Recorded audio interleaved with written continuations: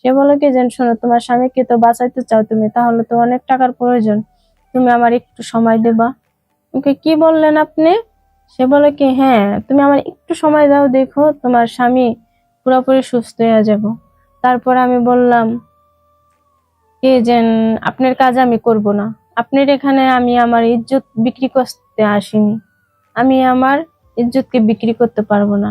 আমার স্বামীকে আমার গায়ের রক্ত দিয়া খাইটা তারপরে আমি মানুষ করাবো, আমি আর আগে কিছু করতে পারবো না।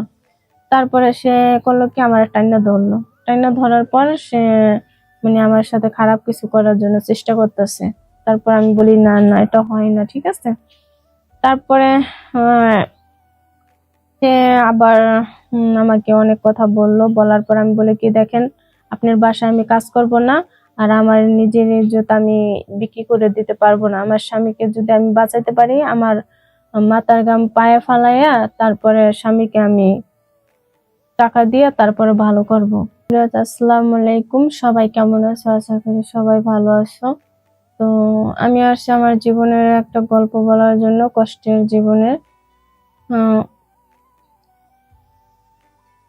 আমার দেখা গেছে একটা ছেলে আমাকে প্রথম দেখতে আসে। দেখতে আসার পর ওই ছেলেটির সঙ্গে আমার সঙ্গে পারিবারিকগতভাবে বিয়ে হয়।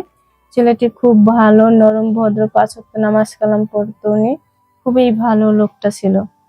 তারপরে দেখা গেছে আমাদের খেয়ালয়া ভালোই দিনকাল যাচ্ছিল।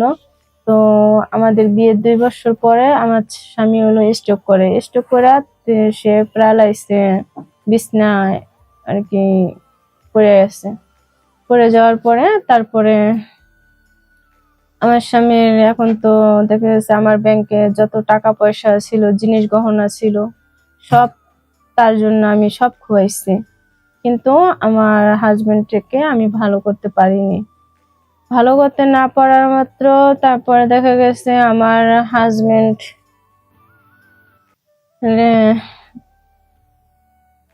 কি বলবো আপনাদের কাছে, দুঃখের কথা, আমার ঠিক করতে না পারা তারপর আমি আসছি বাধ্য হইয়া। তারপর আমার আশা লাগছে আমার ঢাকা শহরে। ঢাকা শহরে আসলাম। আসার পরে এদিক ওদিক কাজের জন্য খুঁজি, কাজ পাই না। কাজ পাই না, দেখা গেছে যে জায়গায় যাই সে জায়গায় বেতনের কথা কম বলে, এবারে ওটা দিয়ে তো হবে না। তারপরে আমার একটা বোন ছিল, খালাতো বোন বলতেছে যে তোর স্বামী তো অসুস্থ, দেখা গেছে তোর কিছু টাকা পয়সার দরকার, তাহলে তুই এক কাজ কর, গার্মেন্টে কাজ করে কয় টাকা পাবি, তা বাসা বাড়ির কাজ কর। বাসা বাড়ির কাজ করলে তুই টাকাটা একটু বেশি পাবি, তোর ওখান থেকে খাওয়ান খরচের টাকা ওটা লাগবে না, তোর ওই যে টাকা বেতন দিব সেই টাকায় তুই করে রাখতে পারবি। আর গার্মেন্টে কাজ করে দেখা গেছে সপ্তাহে টাকা আনবি, স্বামীর পিছনে খরচ করবি নাকি নিজে চলবি, নাকি কি করবি, না ঘর ভাড়া দিবি। তাহলে আমি বললাম হ্যাঁ এটাই তো ঠিক আছে। না, আমার বোন তো ভালোই বুদ্ধি দিয়েছে। তারপরে ও আর কি প্রথমে একটা বাসা দেখছে, সেই বাসাটাতে আমি ভালোই কাজকর্ম করতেছি। কাজকর্ম করার পর বলতেছি যে দেখা গেছে একটা বাসার কাজ দিয়ে তো আর এখন হইতেছে না, কারণ অনেক টাকার প্রয়োজন, আমার স্বামীকে ভালো করতে হলে অনেক টাকার প্রয়োজন। তো দেখা গেছে আরেকটা আবার বাসার কাজ ঠিক করলাম। ঠিক করার পরে 2 বাসায় এখন আমি বর্তমানে কাজ করি। কাজ করতে করতে প্রথম যে বাসায় দিই সেই বাসায় ভালো, পরে যে একটা বাসা নিছি সেই লোকটা হলো খারাপ, সেই লোকটা ভালো না। ভালো না বলতে, আর ধরেন সেই বাসায় যে কাজ করি হে টাকা পয়সা নিয়ে ঘুরাইতো, বা দেখা গেছে আমি যদি ইসে যাইতাম, পাকের ঘরে যাইতাম বা ওয়াশরুমে যাইতাম, ওয়াশরুমে গেলে কেন না হে ঢুকতে পড়ে।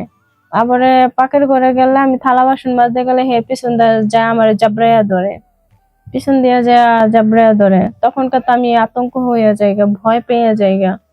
ভয় পাওয়ার পর উনি আমাকে বলে এরকম করতেছো কেন, চুপ চুপ, এত কথা বলবা না। আমি যখন জোরে জোরে চিল্লান ধরি, আপনি এখান থেকে যান, আপনি আমার সঙ্গে এরকম ব্যবহার করেন কেন, আপনার সাথে আমি কথা বলবো না, এরকম যদি বলে, ও বলে যে চুপ চুপ, কোনো কথা বলবা না, ঠিক আছে, এটা বলে। আমি বলে যে কেন কথা বলবো না, আমি আপনার কাছে কি আসছি কি এটা করার জন্য? দেখেন, আমার স্বামীটা খুবই অসুস্থ। আমার স্বামীর জন্য আমি কাজ করতে আসছি বাসা বাড়িতে। আপনাদের সাথে কি আমি এরকম ব্যবহার করে না? আপনাদের সাথে কি এটি করার জন্য কি আমি আসছি? তারপরে বললাম অনেক কথাই তার বলছি। বলার পর উনি আমাকে জবাবটা দিল কি যে মানে ওখান থেকে আয়সা পড়ার পর আমি যে প্রথম যে বাসায় কাজ করি ওই বাসার মানে যে মালিক উনি আমাকে বলতেছে, ভাইয়া উনি বলতেছে, কি গো তুমি কাঁদতেছো কেন? আমি বলে কি যে না, এভাবে আমার স্বামীর কথা মনে পড়ছে, তো উনি অসুস্থ, ওনাকে কিভাবে ভালো করতে হবে, টাকা পয়সার প্রয়োজন, এই জন্য কান্না করি। আমি তো আর বলি না ওই যে বাসায় এখন বর্তমানে কাজ করি উনি আমার সাথে খারাপ ব্যবহার করে, খারাপ বাজে ইঙ্গিত দেয়, এটা তো বলি না। তারপরে উনি আর কি বললো যে সমস্যা নাই, তুমি তো আমার বাসায় কাজ করতেছো, আর একটা বাসায় কাজ করতেছো, দেখো টাকা পয়সা হলে স্বামীকে চিকিৎসা করবা, চিকিৎসা করলে ভালো হয়ে যাবা, এটা বললো। আমাকে হ্যাঁ ইনশাআল্লাহ দোয়া করেন যাতে স্বামীটা ভালো হয়ে যায়, আল্লাহর রহমতে আগের মতো যাতে আমরা চলাফেরা করতে পারি, থাকতে পারি, খাইতে পারি, ঠিক আছে? এরকম কোনো কিছু জানি হয়, আল্লাহ পাকে জানি আগের মতো সুস্থ করে দেন তাকে। এই প্রথম যে মালিক ওটা খুবই ভালো, উনি খুব ভালো একটা মনের মানুষ। পরের যেটা ছিল সেটা তো বললামই। উনি আবার কি করতো, এরপর ওনার বাসায় কয়েকদিন আমি কাজে যাইনি, কাজে যাওয়ার পরে উনি আমাকে বলতেছে কাজে আসো নাই কেন? আমি বললাম যে দেখেন আমার শরীর ভালো না, এই কারণে আমি আসিনি। বললো যে শরীর ভালো না নাকি অন্য কিছু? এখন উনি আমি গেছি মতন উনি আমাকে আবার জড়াই ধরে বললো কি যে দেখি কোন হান্দার শরীর ভালো না, কেমন কি এটা বলে। আমি বলি যে দেখেন আপনি যদি আমার সাথে খারাপ ব্যবহার করেন আপনার বউ আসলে কিন্তু আমি বইলা দিই। তারপরে কথা বলার পর বলে কি যে আমার বউ কিছুই বলবে না, ঠিক আছে, এটা বললো। তারপরে আমি আর কি বলবো তারে বলেন। তারপরে আমি বলতেছি যে শোনেন, আপনার কাছে তো আমি ইসের জন্য আসি নাই, দান খরাতের লিগে তো আসি নাই, আপনার কাছে আসছে আপনার আমার স্বামী অসুস্থ, বাসা বাড়িতে কাজ করি আপনি টাকা দিবেন, কাজ ছাড়া তো আপনি আমাকে মাগনা টাকা দিবেন না। সে বলে কি যে না, তোমার কত টাকার প্রয়োজন আছে? আমি বলি কি দেখেন আমার কত টাকার প্রয়োজন আছে মানে সেটা দিয়ে আপনি কি করবেন, আপনার কাজ করে সেই বেতনের টাকাটা আমাকে দেন, কোনো সমস্যা নাই। সে বলে কি যে শোনো, তোমার স্বামীকে তো বাঁচাইতে চাও তুমি, তাহলে তো অনেক টাকার প্রয়োজন, তুমি আমার একটু সময় দেবা। ওকে কি বললেন আপনি? সে বলে কি হ্যাঁ তুমি আমার একটু সময় দাও, দেখো তোমার স্বামী পুরোপুরি সুস্থ হয়ে যাব। তারপর আমি বললাম কি যে আপনার কাজ আমি করব না, আপনার এখানে আমি আমার ইজ্জত বিক্রি করতে আসিনি, আমি আমার ইজ্জতকে বিক্রি করতে পারবো না। আমার স্বামীকে আমার গায়ের রক্ত দিয়ে খাইটা তারপরে আমি মানুষ করাবো, আমি আর আগে কিছু করতে পারবো না। তারপরে সে করলো কি আমার টাইনা ধরলো, টাইনা ধরার পর সে মানে আমার সাথে খারাপ কিছু করার জন্য চেষ্টা করতেছে। তারপর আমি বলি না না এটা হয় না, ঠিক আছে।